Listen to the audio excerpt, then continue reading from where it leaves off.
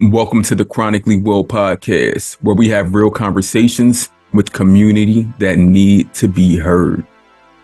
On this episode, I take you on a journey. We're going to travel over to Kenya to meet with Justat Kajuju. Justar is someone I have not formally had a conversation with, but after getting her forms stating the reasons she would like to be on the podcast, I did do a brief Google search of Justar. And Justar, I don't know if you know this, but if you Google your name, you do pop up. And that means that you're someone in the community that I know everyone needs to get to know. Because even though I don't know you personally, I know that you are doing some works, some heavy lifting in this space to move barriers that do exist, to destigmatize and normalize what it is living with the chronic health condition that is diabetes. So Justar, I thank you and I honor the privilege of having you as a guest on the Chronically Well podcast. Thank you very much, Will. I'd like to thank you for the positive impact you're doing. I applaud you for that. You're reaching people far away from you, giving us strength and impacting us. So my name is Justat Kajuju Mwenda. I'm from Kenya. Kenya is in East, and it is a developing country. Wouldn't really say it is below developing, like it is somewhere above the third world countries. I am a postgraduate student finishing my master's in public policy, leadership, and administration. I'm into research, diabetes research, on ketoacidosis, diabetes ketoacidosis here in Kenya, in one of the slums in Kenya. And I would say I have lived with diabetes for 7 years, and it has been quite a challenging journey. My interest is not only on research, but also on impacting other young people like me and using my voice to give them hope on living with diabetes.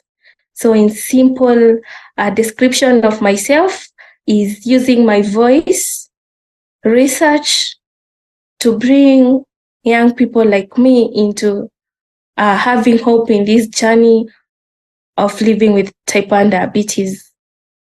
Yeah.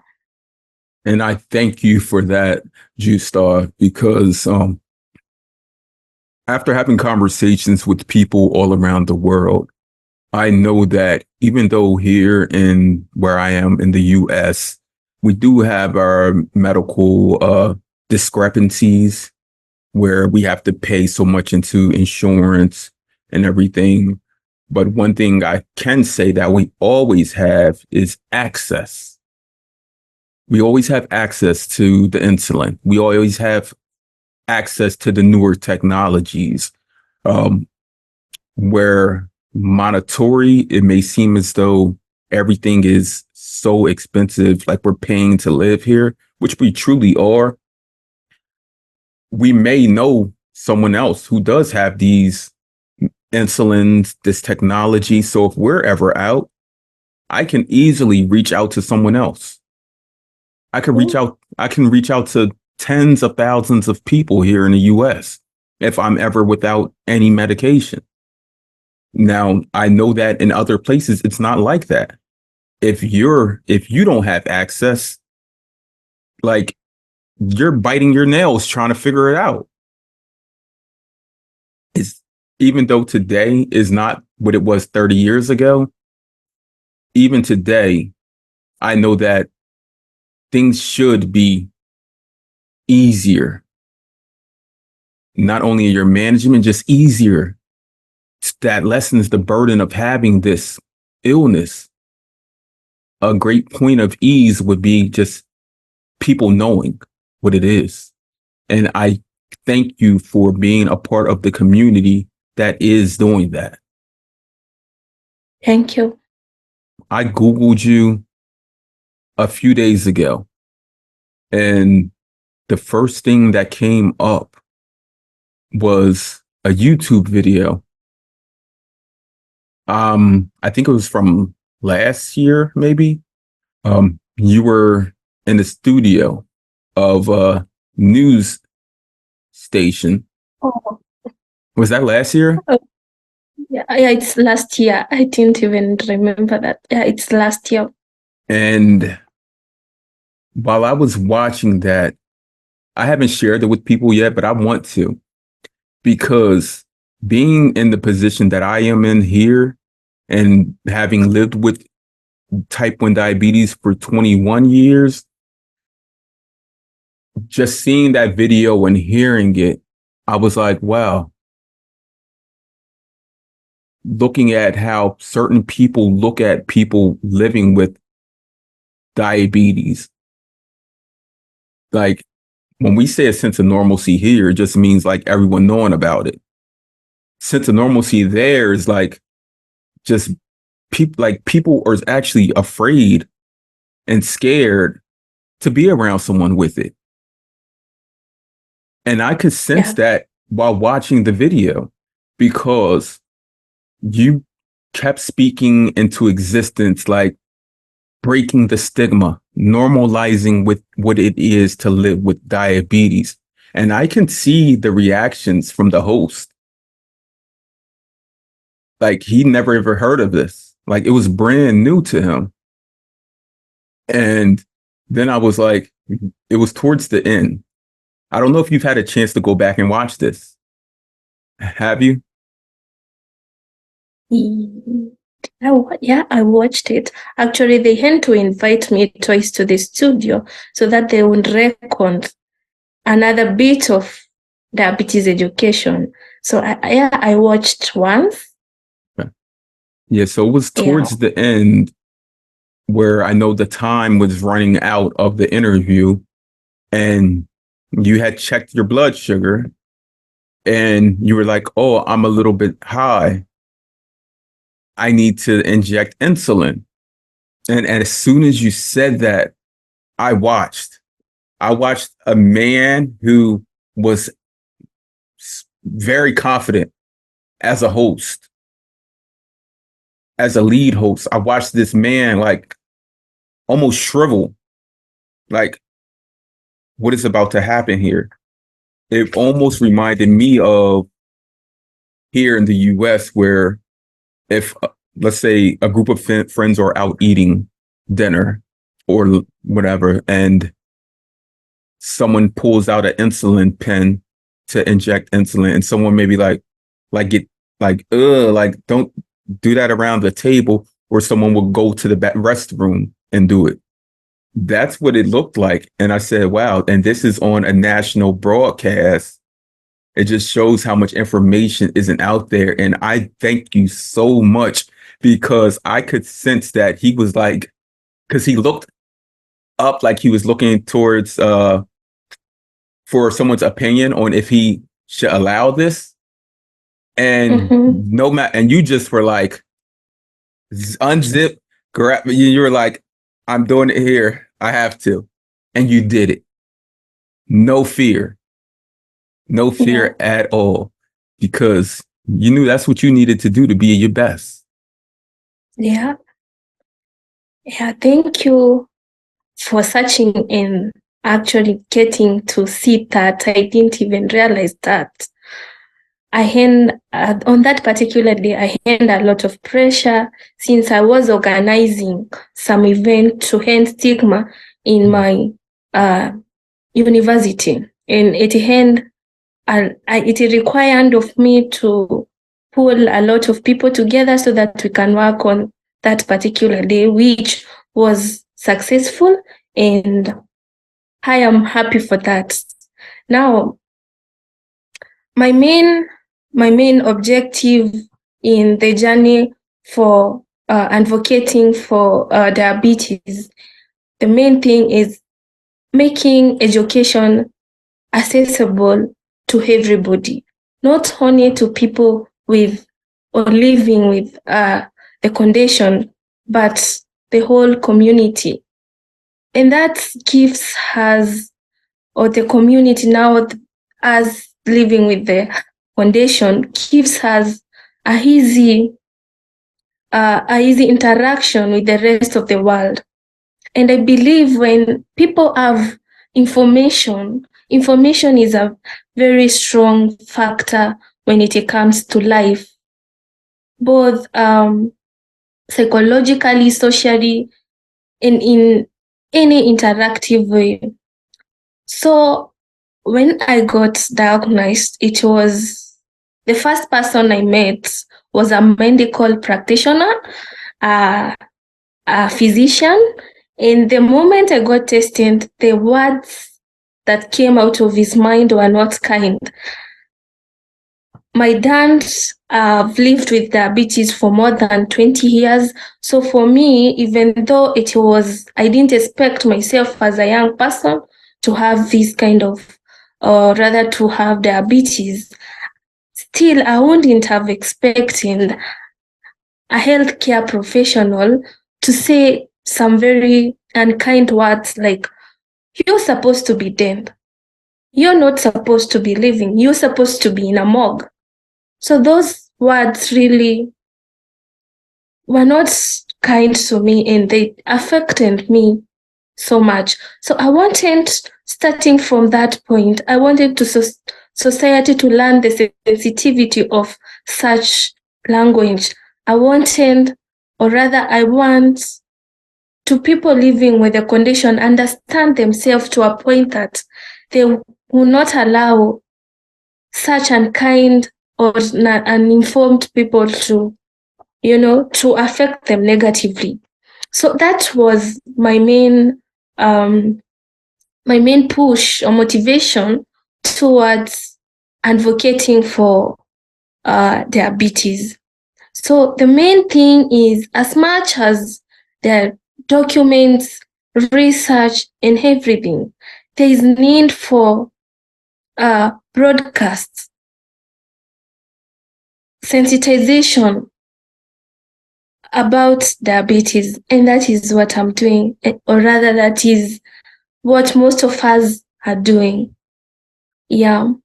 And that is what I'm receiving, because after speaking with Hamida some 5 months ago, she mentioned to me about her diagnosis and a doctor saying something similar to her, like, you're supposed to be dead.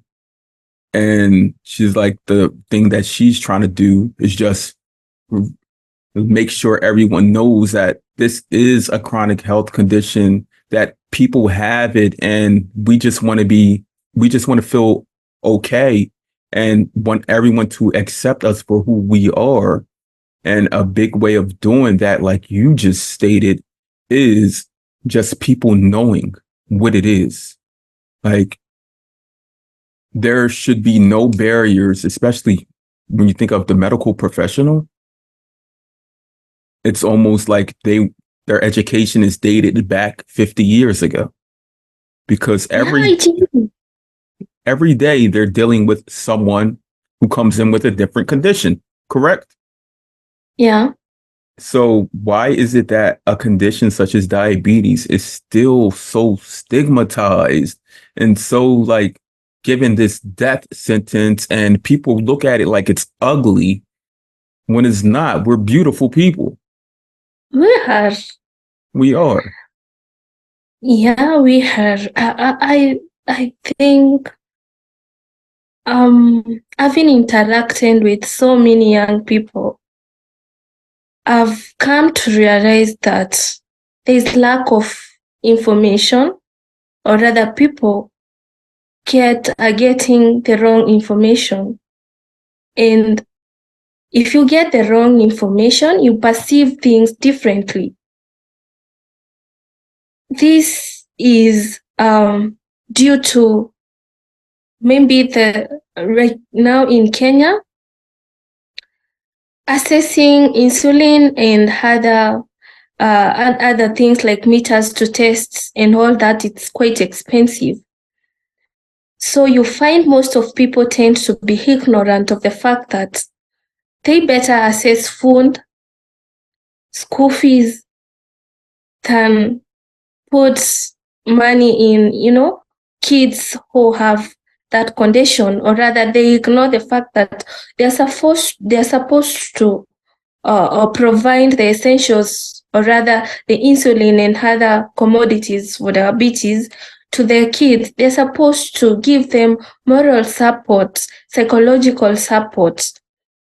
The support also not only to let them alone understand, or rather take care of them. The parents are supposed to get involved. The friends are supposed to get involved in this journey, so that it will be easy, or it will ease the burden of a person living with the disease. This doesn't also leave the government. The government also has a mandate to make sure like insulin is accessible. They're supposed to give, let's say, subsidies on things like insulin, Yes. the testing kit, and all that, and also the psychological support that is providing the right counseling, for example, when you get diagnosed, the follow-ups and all those things. So I feel there is not enough education. The key thing is education. If they understand the education, they understand the information, they let everybody understand about education, about diabetes, how can we live healthy, how can we support these children, then I know we will have a better space as people living with diabetes, and embrace it, and embrace the condition, and get ways to live with the condition positively. Yeah. Yes. Thank you. I've jotted down so many key notes from what you just said. And it first starts with how you were like, friends. If someone's diagnosed, your friends should know. Then you were like, your family, educators.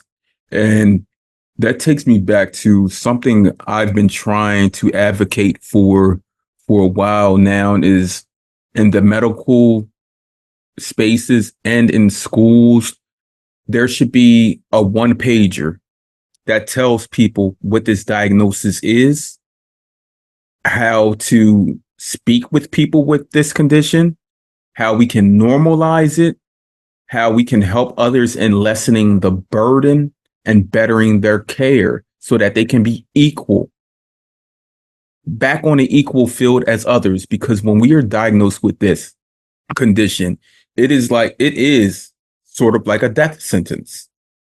But if everyone is able to come together and help, just by learning what it is, then that will help destigmatize what it is living with diabetes. It's like the more that we know, and the more people that know, the easier it would be, because it will begin to normalize. There are millions of people around the world that live with diabetes, just like millions of people around the world that live with asthma or heart conditions, different skin conditions, different cancers, different things. And when you hear about those other things, you don't often hear the people not knowing about them. People know about those conditions. People should know about diabetes. It's been around forever, and it's not going anywhere anytime soon. Yeah. So you said you were diagnosed 7 years ago. How old were you at the time? I was 20. Yeah, I was 20. First, take a break in what I was just about to say, because if you don't know, Justar, I was diagnosed at 20 years old. Not only was I diagnosed at 20 years old, out of the, what do I have so far? I think 48 recordings, at least 10 others were diagnosed at 20 years old. Oh. It's almost like we became adults, had to take on these own responsibilities, independency, and then someone was like, you're so far advanced in life and in the things you're doing. Let me give you something else. Let me hand you this heavy workload, some more workload, so that we can see how far you can really go. And even though you were given this diagnosis of diabetes, I can sense and see that although it may have burnt you out at times, may have you questioning and wondering society, humans in general, it doesn't have you questioning yourself. You know you have a purpose, a meaningful purpose.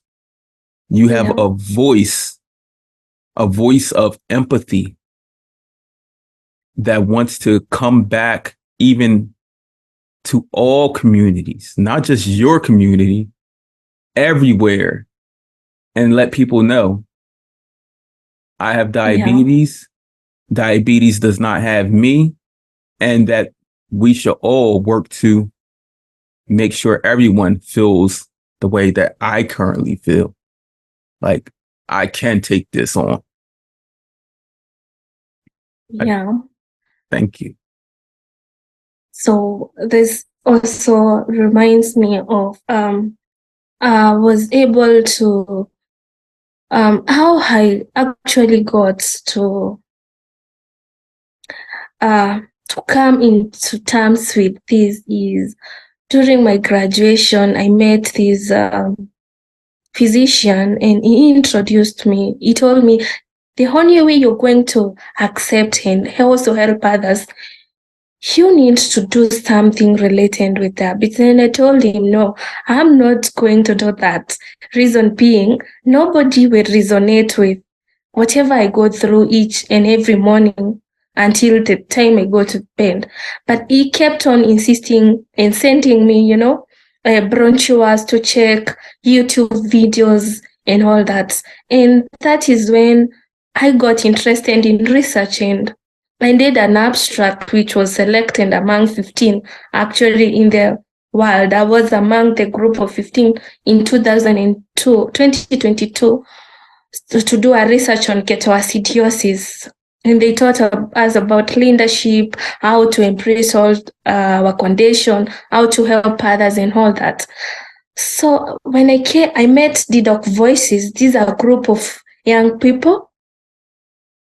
And when I did my presentation, I remember I think a director or somebody came up to me and told me, you're very young and I would like you to be part of us.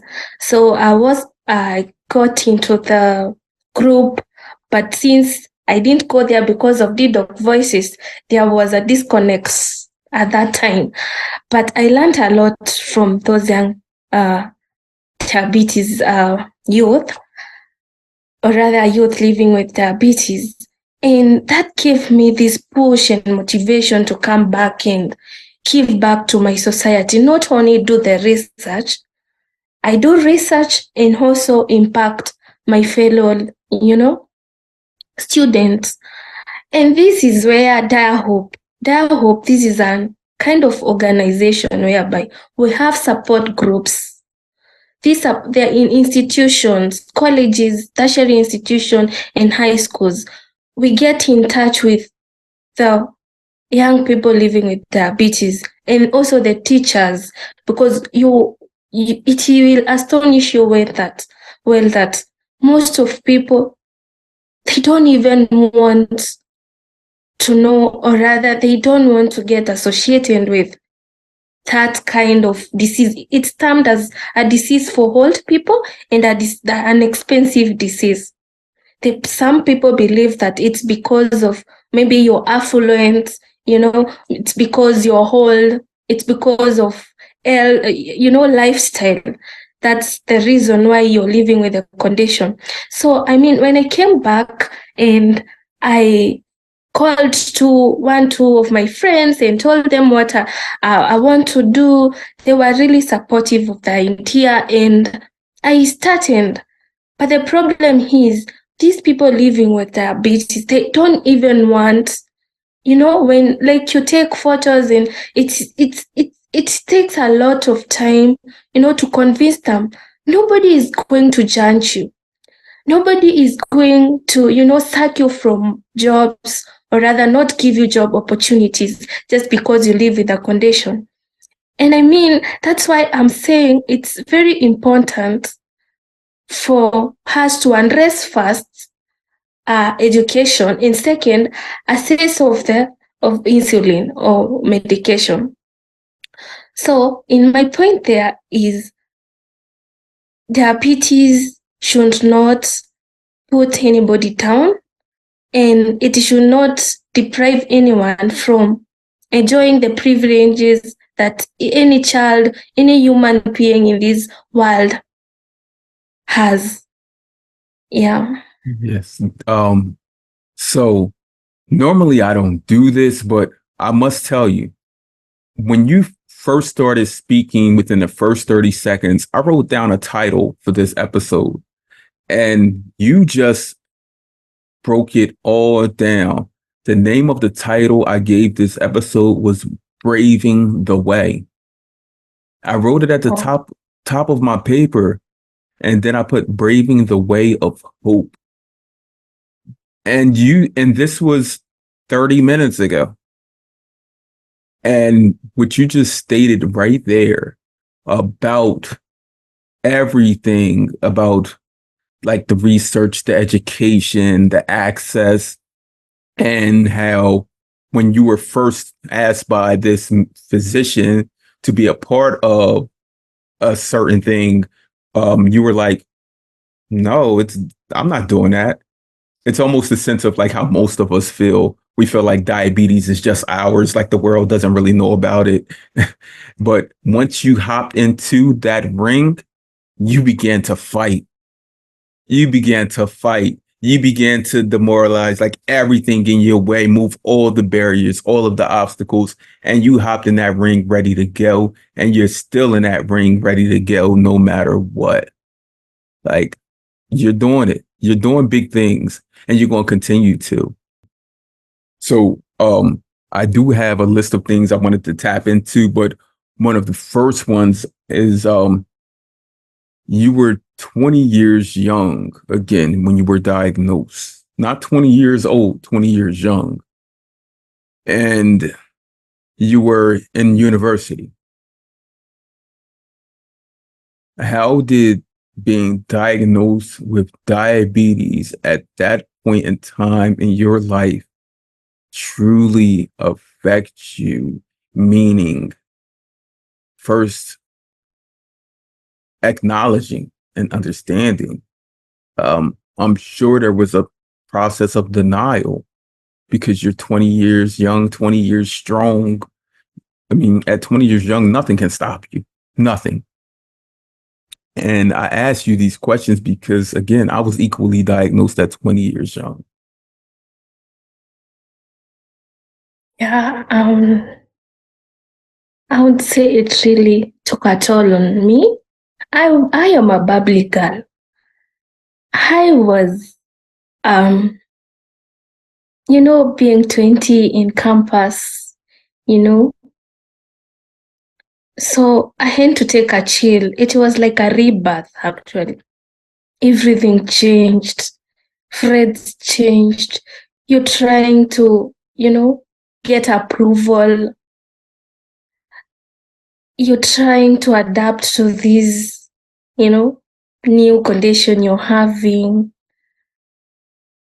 And I mean, apart from getting support from my family and siblings,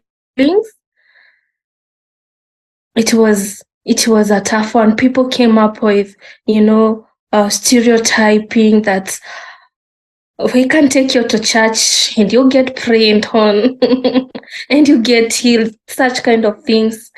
I lost friends, and actually I had to defer from school like a whole semester, because now life was like on. I'm not getting the proper, kind of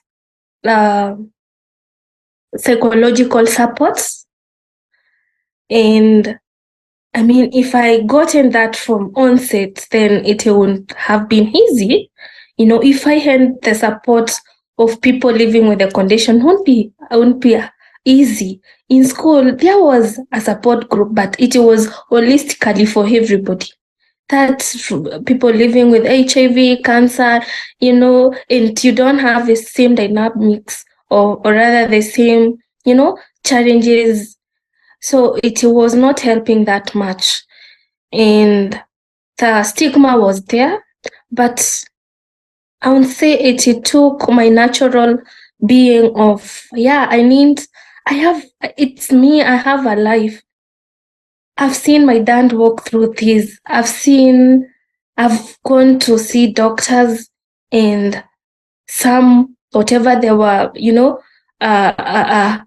telling me, I won't follow. And I mean, I went ahead and did a lot of research to a point that I came to, an agreement with myself naturally. I need to follow this prescription, take the medication, stop thinking that maybe I will wake up in 1 month and meet myself not, getting injections and all that. So I would say it took a lot of support from my family and my endo for me to be where I am. So I think that is basically one of the most difficult part of my life that I've experienced. Yeah. Yeah, because today you fight for everyone. But Yeah. 7 years ago, you're fighting against yourself. Fighting against yourself. But I wouldn't deem that to because of your own experience. I think it's more so the lack of initial resource and education. And I fight for this.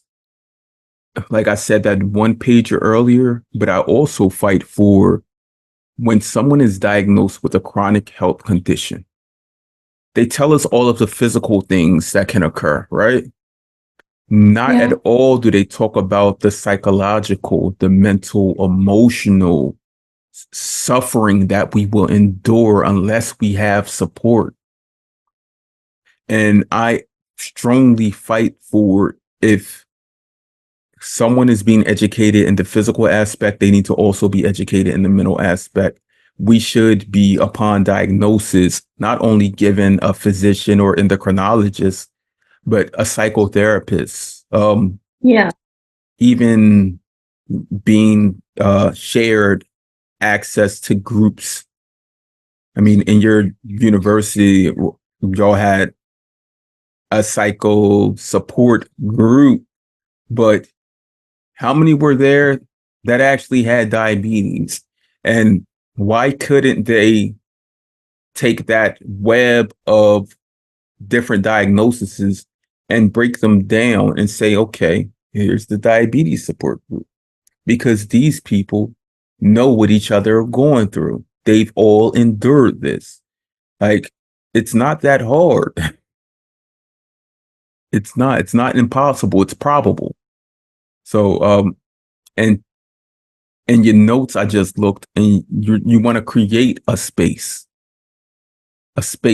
for people like that, people that are diagnosed, so that they can have not only their people, but, as you put it, their tribe. Yeah. That's true, for sure, Will.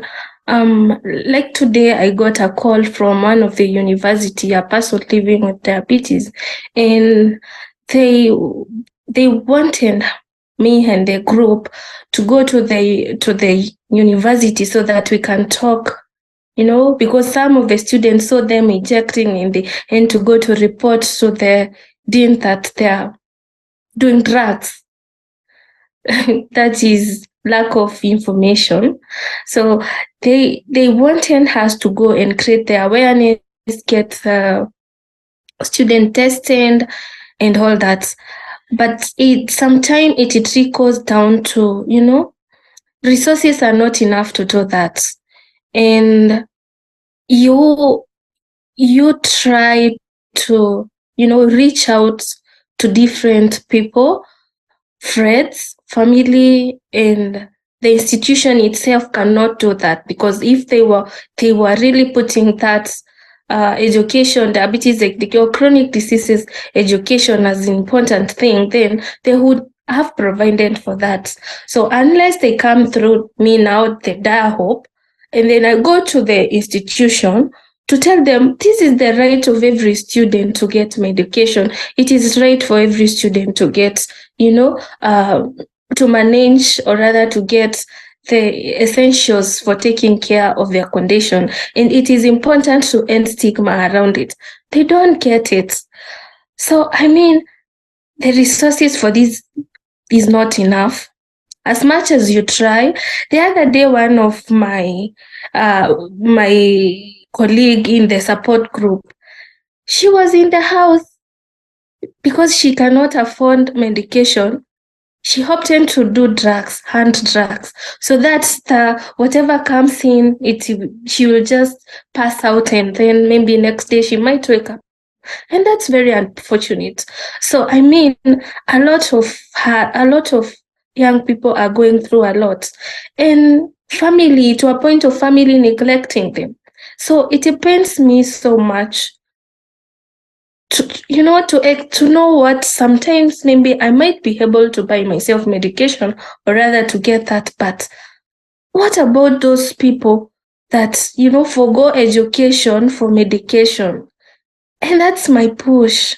And that's my, that's what motivates me. I remember sometime back last year, we had a camp for only now the institution that I am studying. It's called Kenyatta University. And we went to a far town called Nakuru. We were there, and then we were trying to, chat with each other, tell each other about the challenges we go through and all that. And after that camp, there was a change, there was an impact. We started recording our, AB1C, our test every day in the group that we are in. And it really helped most of us. And I feel the need for, unity and togetherness so that we can fight through as these developing countries. Access, actually, it is like, I think 25%. That's how tough it is. Wow. And you said 25%. Yeah. That's not fair. It is not true. I'm going to say it how it is. Like, and as you said, it's because society, they don't get it. They don't get it. And they don't get it because they don't see enough. They don't see enough of us. They don't see enough of you, enough of your friends, enough of DiaHope, enough of Dedoc. They don't see enough.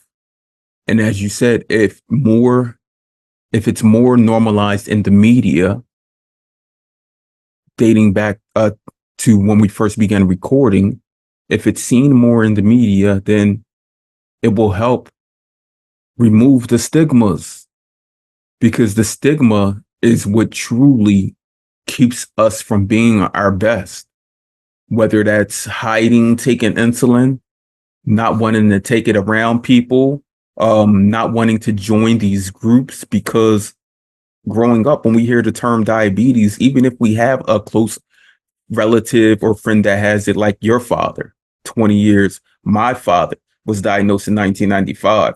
Like, even if we have people like that, it still doesn't resonate with us until we know more peers and Yeah. more people, like in the masses, like a large group of people. And when you found that tribe, it helped open up the True. gates, open up the gates so that you can go out there and express who you truly are unapologetically. Thank you. You're welcome. I did want to ask, you said your dad's been living with diabetes for over 20 years, correct? Yeah. 20 years. Now, since your own diagnosis 7 years ago, have you seen now today, like his management change? Yeah, for sure, for sure. Like for him, I won't say when it came to testing, we used the glucometers. Mhm. So for him, he would just do that once in a day.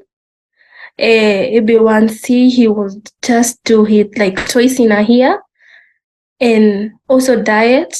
So after understanding now, getting into research and all that, he actually at some point he got into a very bad DKA, and it affected one of his leg, and he was almost getting amputated.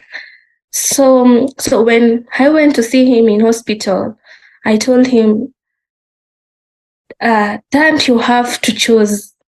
You have to choose, accept, and follow the prescriptions of the doctor, so that maybe you can live longer." So, I mean, I won't see that even though he has been, living with the condition for all that long, he was not putting it into as an important thing to get to know how to self-manage, how to, how to take care of himself, about testing, about checkups on, the neuropathy, retinopathy, and all that. So when I started doing that, and I would tell him that I'm going to do this research, and I'm doing it with these people from from US, from Austria. He got elated, and right now I can tell you he's even doing better than me. I'm sorry to say that when it comes to food, and he won't call me sometimes and ask me, "How is your B1C? How did you do what is your range today, RBS and all that? How is your fasting?" And it has become, an easy thing we can talk about. Before then, we wouldn't even have talked about that. It was a disease of elderly people. You don't know. I can get emotional because I have diabetes. But are you going to see a psychologist? How are you managing it? Right now, we can have that conversation. And I feel because I presented the education as an important factor to him, it's helping him. And also to his peers, he's doing his to his peers, because now they understand each other. They live with the condition.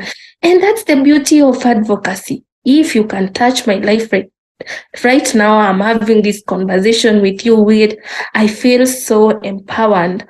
I feel so happy that, you can really relate with me, even though we are so far away from each other. I know it's impacting me. I feel like, okay, I've been doing something to the community, and it's really important.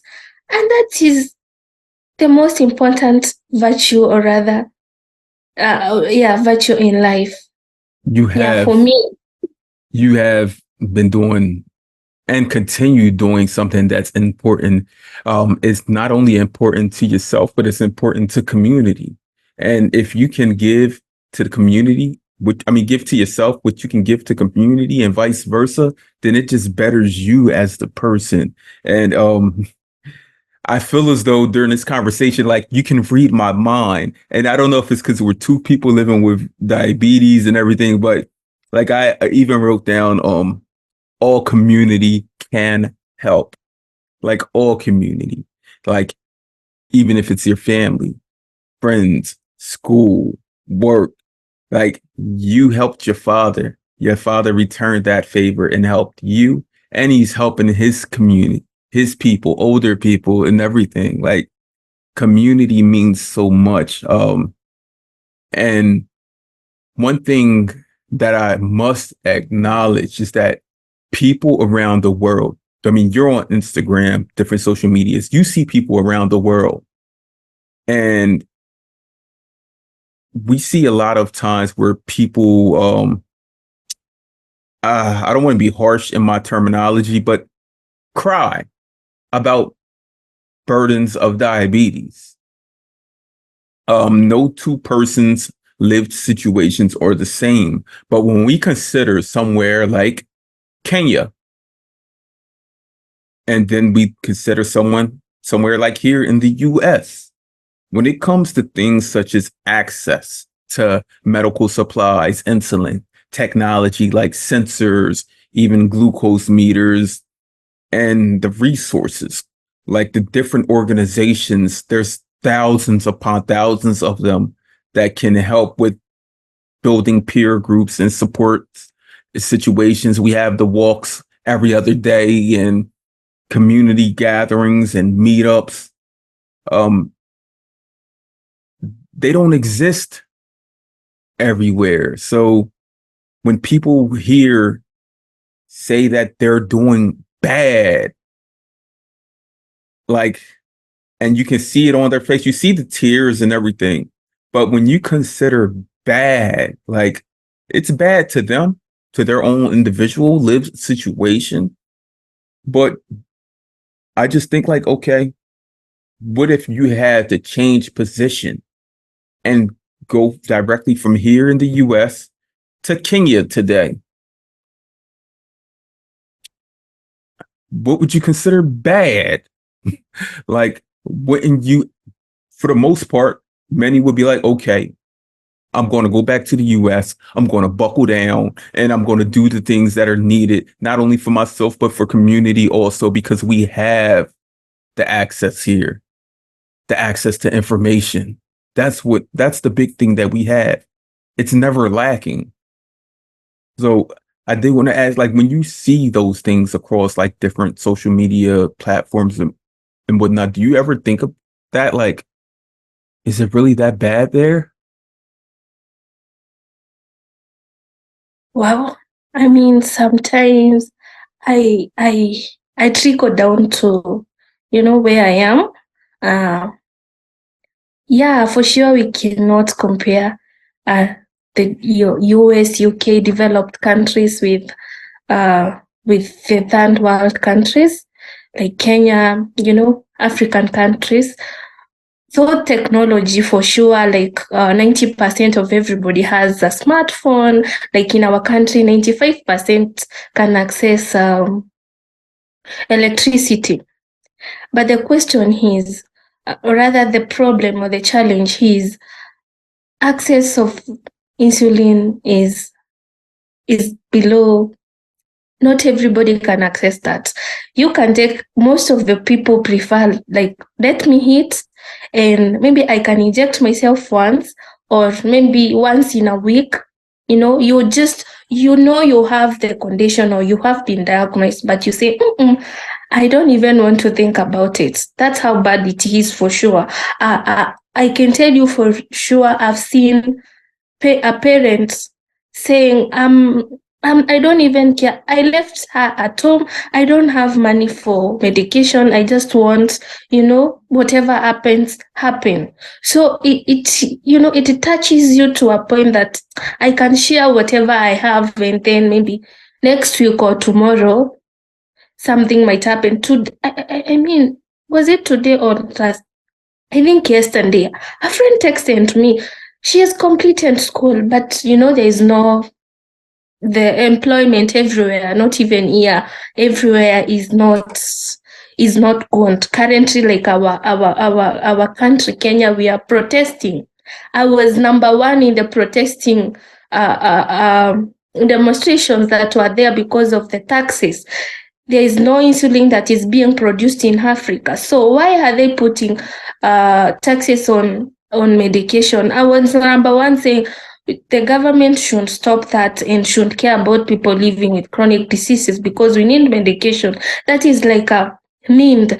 It is a need for every person to live. So why do you want to impose all those taxes on that? So my main point here is we cannot be the same, but why can't we first start addressing the most important things, that is education and access to the to insulin or medication first, and then after that we can go next to technology, because we cannot start. I've not seen one of my friends using whatever you're using right now, not because I don't want or wish to do that, but it's because I have directly seen people who cannot afford a simple vial for, So first, why can't we address that first, and then education, and then gradually? Because that is if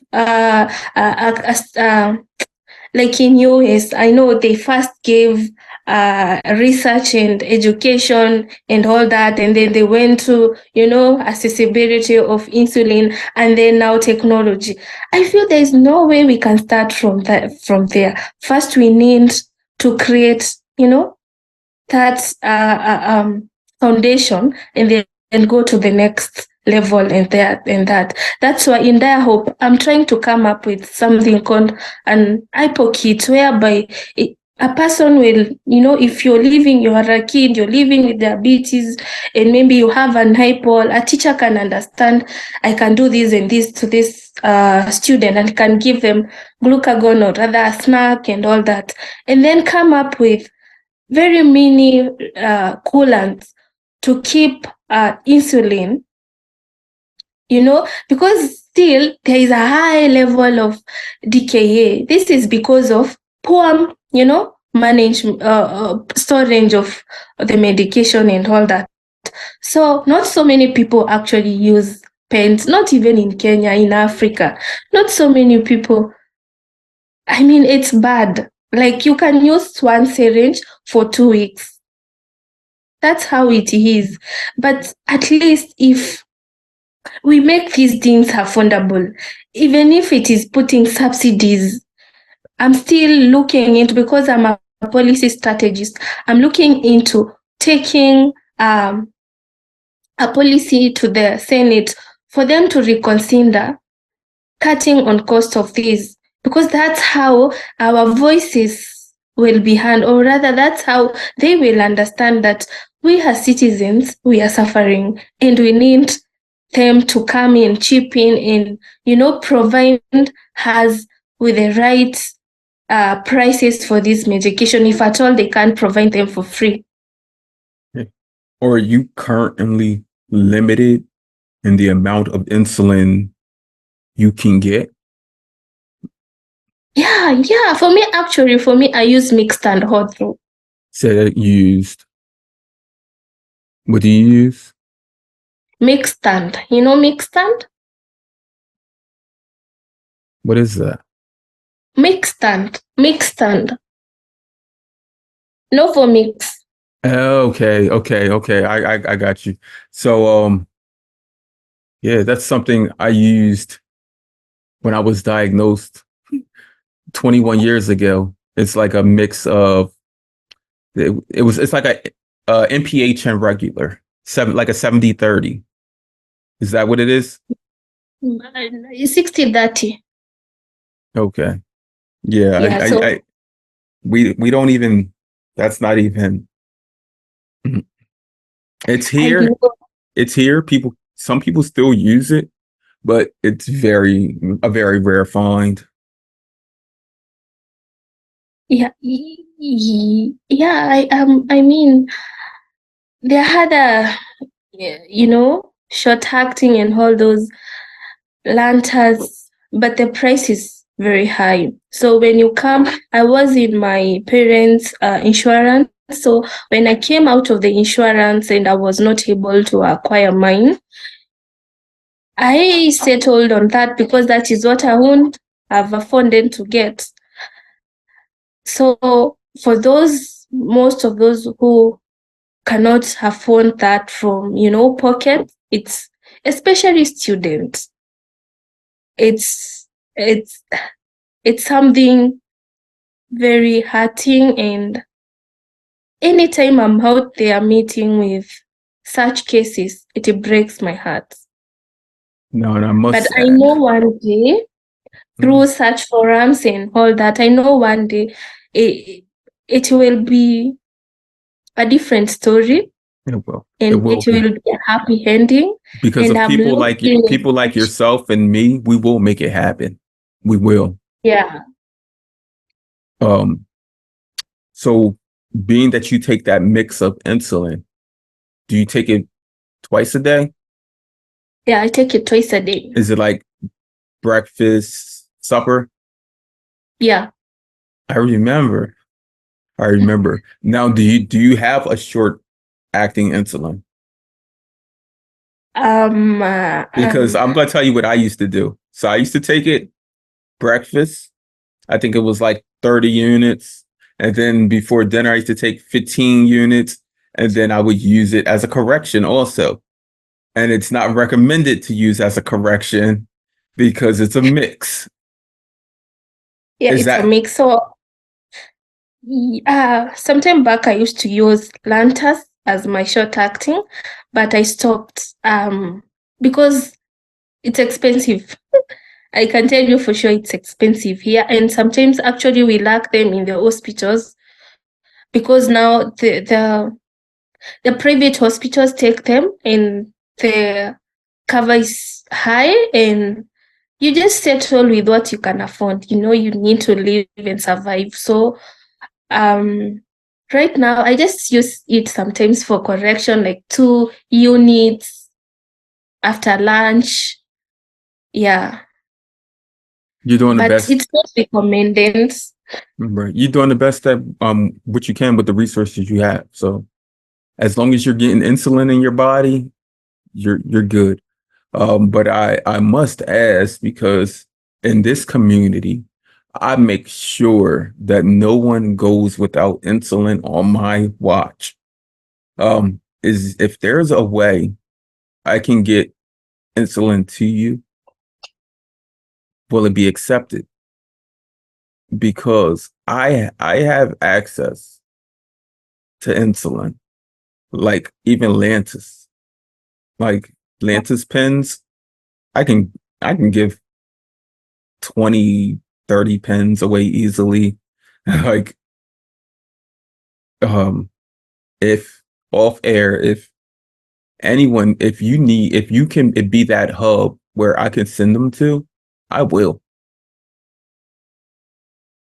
Wow, Yeah. that's going really help in a very big way. In a very, very big way. The best part is being a person living with diabetes. You understand what lack of insulin is. You understand the feeling and whatever comes with the challenges and all that. And I'm telling you, it will be of very great help for the people, young people, young people who really need it. For them at least to stay in school, for them at least to, have a life. Right. And God will bless you for this. Because when I hear you say things like people are deciding on their education or their insulin food or their insulin, parents are deciding on if they're going to get insulin or just let their kids basically just go through like slow death. And when I think of insulin, I think of this like there is nothing we can do without it. Like there's nothing we can do without it. If our blood sugars are high, we have an altered mind. It is affecting us psychologically, mentally, emotionally, everything. Like And if someone is able to have access to the insulin, then that can be a great direct benefit to helping them achieve success.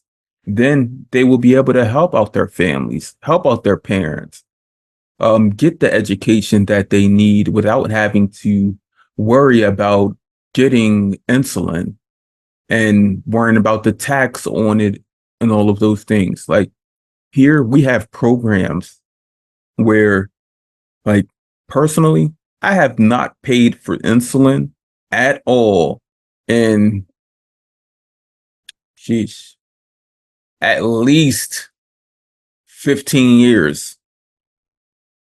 At Okay. least I mean, I don't use Lantus anymore, but my endocrinologist prescribes it for me as a backup. So I have like bags full of Lantus in my refrigerator. Um, Oh, through Nova Nordisk, I use a fast acting insulin called FIASP, FIASP. So it's like a Humalog or like a Novolog, but it's faster acting. So like as soon as you inject it, it begins to work. So you don't have to do like the pre-bolusing for meals. And I get 14 vials of that every 3 months. That okay. 14 vials can last me like almost a year. But like I have a refrigerator filled with it. And I pay nothing for this at all. Have never. So like when people, as I say, you see people crying about not being able to get things and do things. There's there's a way to access them here if people were to use their resources. Somewhere like Kenya, where you are, those resources aren't available. So I would love to be a, a hub to that access to help. Thank you very much. Thank you very much. And I can assure you it will reach the right people. And I mean, I know because I try to help, but just as one or two or three people, you cannot be able to, to help everybody.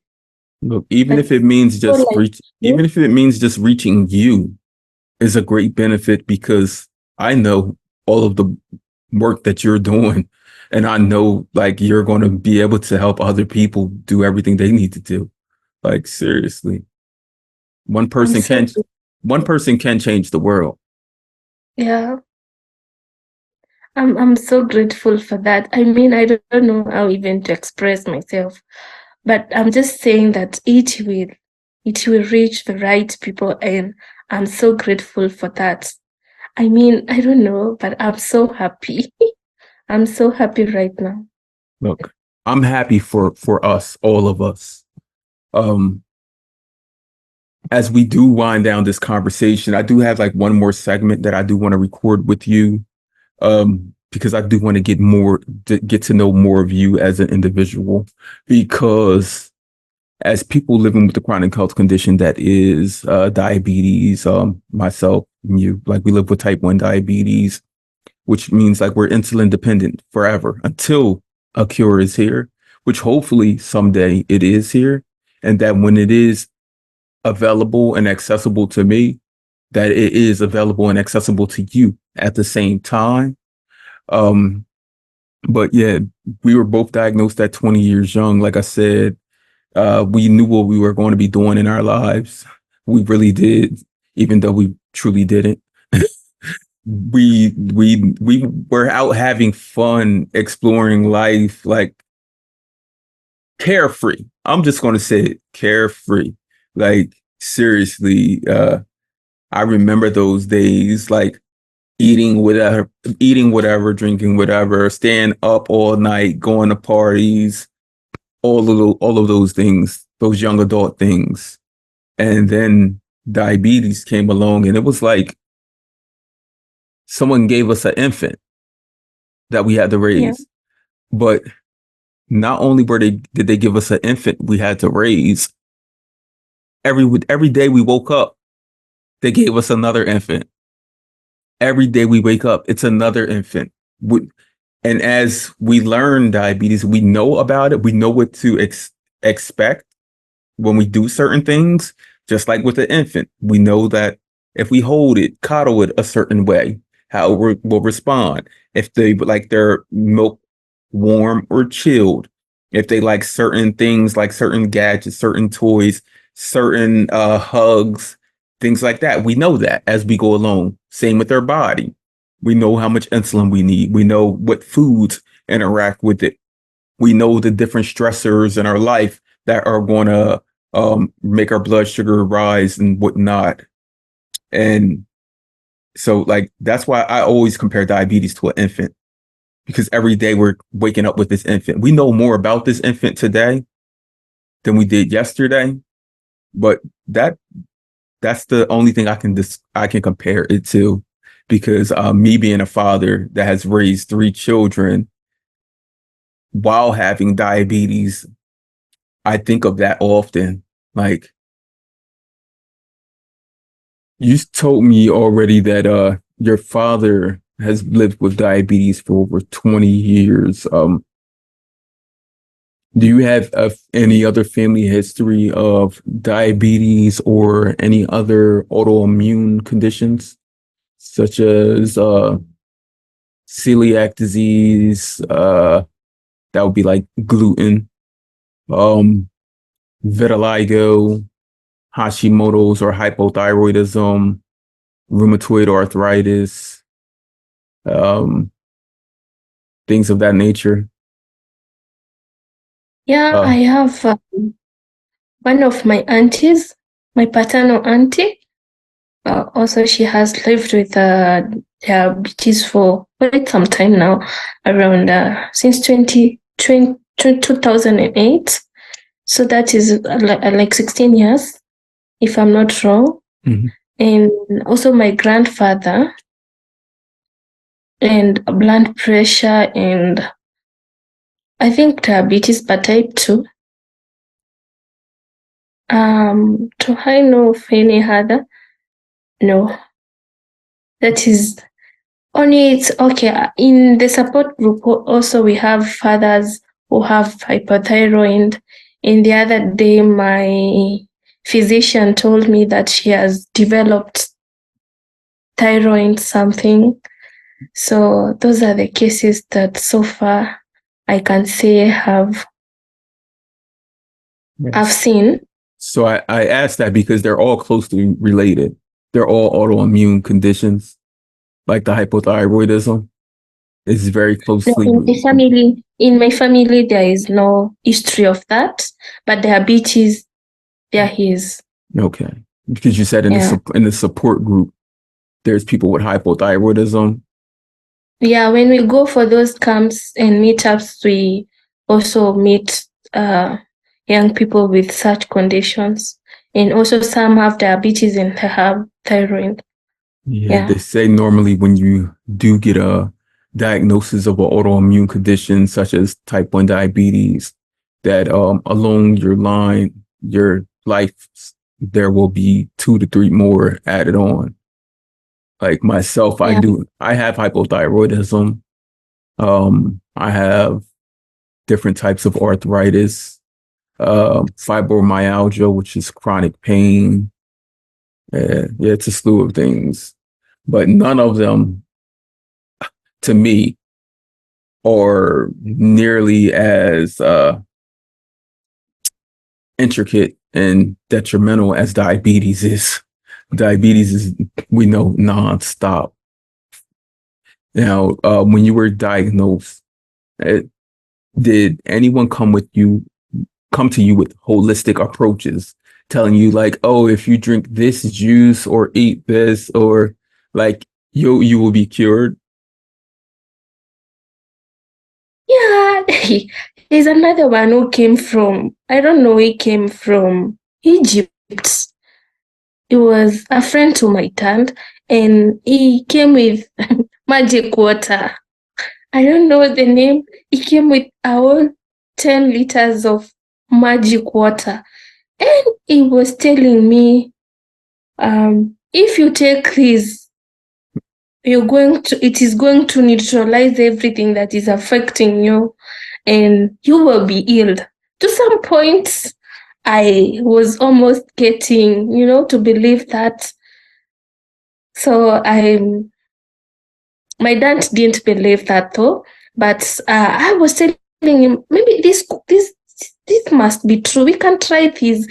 So I took like 2 days and then I had to go for my checkup, for monthly checkup. And my doctor told me, maybe if you want to get to some sort of cult or something, you can never be this one. With diabetes, you need to take insulin until the day that a medication will come up or a cure, or maybe you have to accept and live with it forever. And so many others, some trying to pray for me, others trying, all sorts of things. But I think I had an experience of seeing, a parent living with it and how they won't, take the insulin and all that, to a point that I didn't take that serious. And even today or even now, my friends will tell me, I was reading from the internet and I saw this and I saw that. And then I'll just smile and tell them, it's okay. It's good for everybody to get that kind of information.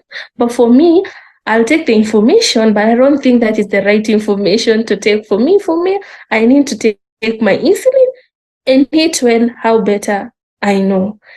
And people have all sorts of stories to tell and advices to prescribe to us, but it's just them. It's that they don't have the right information. Right. It's they don't have the right information, and upon like when we're diagnosed, it's a big thing called acceptance. We must accept it, but it's hard to accept the unknown. Yeah, sure. Like, how can you tell me that I have to take insulin forever? How? Like, I don't like as a 20-year-old, I who was out doing whatever they wanted. Now you're telling me today and moving forward. And I call that, it's almost like the Band-Aid approach. Like, okay, I got a wound. Let me get a bandage and cover it. And eventually it will heal. Or if it doesn't heal, I just put another Band-Aid on it, put another bandage on it, and keep on moving. And with diabetes, that's how many of us feel when we are giving that new diagnosis. Because nothing has broken us before. Wow. Coming from Kenya, I'm sure you've gone through many different trials in your lifetime at the young age that you are today. And to know that someone's telling you that this trial right here is one that can truly defeat you, in your head, in your mind, you're like, it can't. It can't. But at that diagnosis, it could. It truly could. Yeah. And even though it took some time for you to accept it, acceptance is an individual thing. So even though us who work in things such as like medicine, or if we work in communities where we're helping access public health and resources, we still have to truly empathize with others and understand that their lived experience is not my lived experience. And somehow we have to actually like step into their world, their lives, and understand like, yeah, it is a little bit different. And every little piece of a difference can change everything, change the trajectory of everything. Because if at 20 years old, that day you were diagnosed, if in that hospital that same day you met another person living with type 1 diabetes that was your age and they were diagnosed maybe 3 years prior, and they were to tell you about how their experience has been and that now today, like they're thriving and diabetes is not holding them back or whatnot, that could have changed your whole trajectory from day one. And that's something you're doing today. Yeah. Yeah. And That's go ahead. yeah. I mean, and that is positive impacts. It is. I find joy in doing that, though I can't say I fully. I think at some time um we all have disconnect in the experience and the challenges that come with the condition each and every day. You might be all okay on, yes, I know this is what I'm supposed to do, but another thing keep coming. Yeah, maybe you were taking plantain or through for your breakfast and your sugars are okay, and then tomorrow they spike. So it is like a roller coaster. We keep, being strong, being smart, being, embracing the Being challenges. being resilient. Yeah, being resilient and soldiering on each and every. And that's the beauty of the whole journey, the embrace, being resilient and also smart on, all those kind of challenges that we encounter. So I can really resonate with you on that. As a person that lives with type 1 diabetes like yourself, like I'm truly fascinated and amazed that you're able to do the things that you do, especially like you are the resource. Early on, you may have been looking for resources and guidance, but today you are that guidance. You are that resource. And I must ask, how have you been able to truly become who you are, considering your diagnosis and knowing the burdens, the stigmas, all of those things? What gives you that continued push and drive?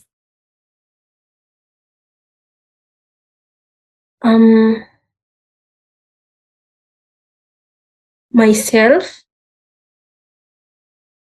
I mean, I believe in once you have the right information, sharing it to, those that don't have that information and bringing impact and change, because not everybody can come out here and allow themselves share the experience of something that not everybody even understand what it is. They can't see, sometimes you meet people, maybe you can't take something and they will ask, no, the way you look, you can't be diabetic. And then they will say, they will sorry about that. They'll see another person and say, this one looks like he or she has diabetes. So it hurts me so much when such information or rather such comments come out. And again, I feel I should use my voice that current that God has granted me to, call out on the institutions, government institutions, for example, for them to do the right thing. So if I sit down, keep quiet, then who will do this? am I going to wait for some more 20 years for somebody to come and start speaking about it? Yes, we have organizations, for instance, but are these organizations led by patients, or rather patient-led? I mean, if I am experiencing this, it is on my best position to call out. It is on my best interest to speak for others, to show them the way, to let them come together as one, so that our impact, our voice be heard together. Because as one, I cannot do this. But if I have Will with me, if I have Hamida there, and then we are on for the same cause, giving support and directing with the right information, I feel we will be heard and we'll get the right help that we need. Another thing is, if I use my voice, I will be able to change another person, another young person like me 7 years ago. So it gives me a lot of satisfaction, and I also learn how to take care of myself day by day through doing research. Whenever I interact with people that need the resources, I struggle so much to see how can we handle this kind of a case. Can I talk to maybe a physician somewhere so that they can help a certain case? Can I talk to teachers and tell them it is okay to handle certain case like this and this? I mean, for me, it is the helping. It is the understanding, and I won't say the exposure I've gotten from, the international world also has really given me that push to give back to the community. Yeah. I'm up here looking, I'm like, I got to get you a shirt made that says diabetic and confident. Because that you are truly confident in everything that you can do. And that's going to help out everyone, because you are a face and voice that needs to be seen, because just people seeing you and hearing you and being able to have that open dialect and conversation with you, that will help build confidence in themselves, because you speak it with such like impact. Like in today's day and age of like social media, reality TV and such, everyone's influenced by something. Why can't you be the diabetes influencer that will change the narrative that is living with it? That's what we need. We need more of us influencers in the space. Place us around in any situation, and we won't be scared to tell our stories, to tell what it is living with this condition. Yeah, you're an influencer. And Thank you, however. You will change it. Thank you. Thank you. And I'm looking into that, putting myself out there on social media. And I was tied with school, so I didn't have, and I was looking into, first touching people around me so that we can, be a group, making their confidence or showing them it is okay to come out there, and they are embracing it. Very soon you will see more of young people around my country doing this more without the stigma or without worrying of anything, because I can tell you for sure it is there. You might meet a person one-on-one, you converse, and after that they'll tell you, I don't want anybody knowing that I'm diabetic. So that is because there is a lot of stigma around it. And when you have an effective way of, letting them know and giving them time and showing them that it is all okay, I feel at the end of the day we will be able to, or rather I also will be able to, use my voice on social media and media outreach, and it will be a positive impact. Even today, you are a positive impact, a positive influence. Diabetes may have taken some things away from you in the initial process, mentally and physically, but it's giving you so much. Like, it's giving you so much. But even though I know how much diabetes means to me today, like I said, it's my baby. Like it's mine. Oh, Diabetes is my baby, and I'm going to raise them to be the best, right? As long as I have the resources and support and guidance, like nothing is going to stop my diabetes from I like that. from living this long, healthy, extended life where they are able to be intricate parts into changing the scope of what it is living with this chronic health condition and befriending the best people in the world and sharing their experience and just changing the narrative and trajectory of what it is to live with diabetes. Like our babies are going to do that. Our Oh, babies, yeah. yes, yes. Uh, but I must ask you this, since we are at the end. Have you ever imagined your life without diabetes, considering you were diagnosed at 20 years young? Yeah, for sure. I have. I have. Until lately. But when I think about it, sometimes I feel like apart from those few years, that the first 2 or 3 years, and after this, the meeting with actually Dedoc Voices, I feel nothing would be different in terms of my career perspective, in terms of take my take in life, and that keeps me going. Like, diabetes lives in me.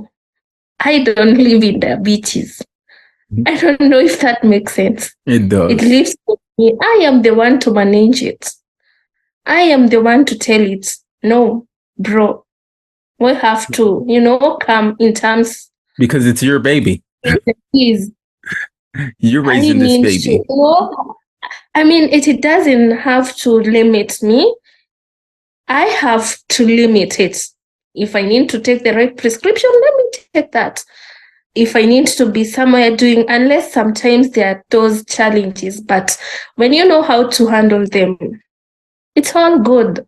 But for like 3 years ago, yeah, I would say I always thought of it's because of diabetes that I can't do this. No, but right now, I don't think it can limit me on anything. And I've embraced it.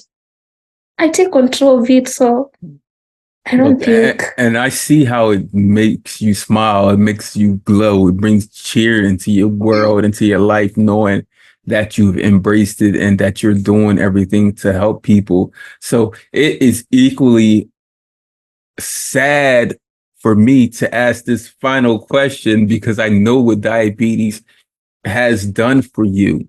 And I'm just going to let you know when I was initially asked this question a long time ago, I said the first thing I would do is break down to my knees and just thank God. So I must ask you this. On the day that a cure is here and it's readily available to everyone, meaning if I have it, you have it also. On that day, a cure is here. Justar Kajuju, what do you do? I won't be the most happiest person, because now my heart won't be wrenched seeing losing a young person, losing a dad, a mom, a old, anyone because of that.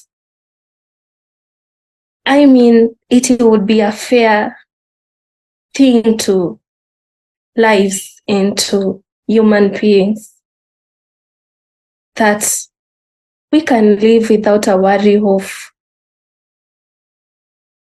living up into a medication. It is like a resurrection, or not a rebirth. It is like, I don't know how to put it, but that would be the most fair thing to each and every humankind, especially to a person that has been affected directly or indirectly. And I'm looking forward to that day that we will have that cure. And I want to be part of that journey into research, into bringing hope and impact, so that we can keep going and embracing and marching toward having that cure. So I want to be part of the journey. Justar, you're already set out to be a part of this journey.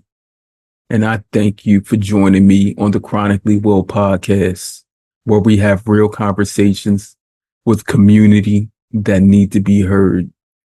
Justat Kajuju, I didn't know you before this opportunity. I got to sit down and have this conversation with you. You didn't know me. But today, leaving here, must I say, you are my sister. Thank you. Okay. Appreciate you. Thank you.